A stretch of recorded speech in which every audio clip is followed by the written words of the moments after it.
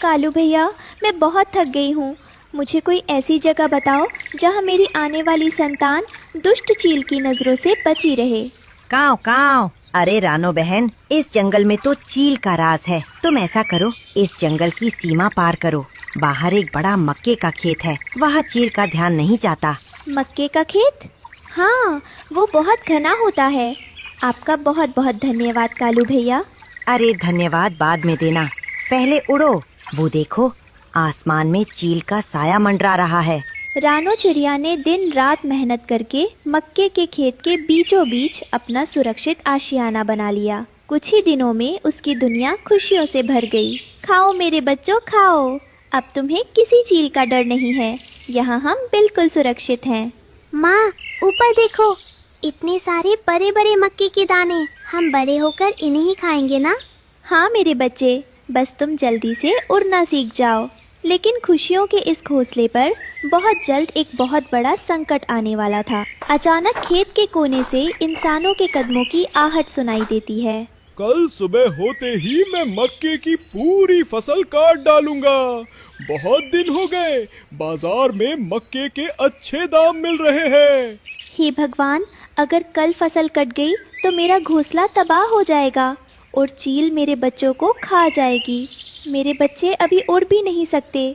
खेत से भागकर रानो चिड़िया सीधे कालू कौवे के पास मदद मांगने पहुंची। नीचे आंगन में किसान हाथ में दरांती लिए गुस्से में खड़ा था। कालू भैया, गजब हो गया। नीचे देखो, वो लालची किसान कल सुबह ही मक्के की पूरी फसल काटने की बात कर रहा है। क्या कल सुबह? पर तुम्हारे बच्चे तो अभी उड़ भी नहीं सकते। फसल कटी तो चील उन्हें 1 मिनट में साफ कर देगी। यही तो चिंता है भाई, मेरा पूरा घोंसला तबाह हो जाएगा।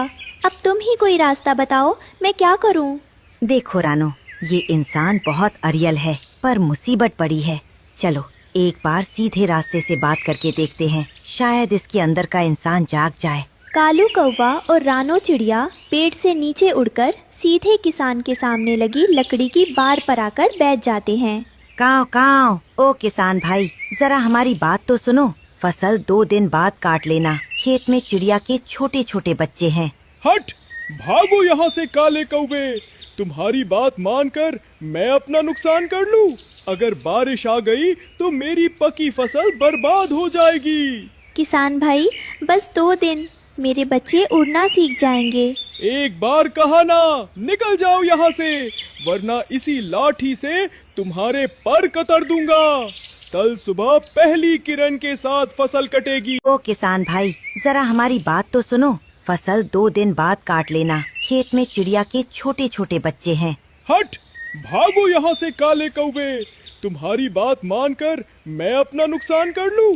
अगर बारिश आ गई तो मेरी पकी फसल बर्बाद हो जाएगी। किसान भाई, बस 2 दिन, मेरे बच्चे उड़ना सीख जाएंगे। एक बार कहा ना, निकल जाओ यहाँ से, वरना इसी लाठी से तुम्हारे पर कतर दूंगा। कल सुबह पहली किरण के साथ फसल कटेगी।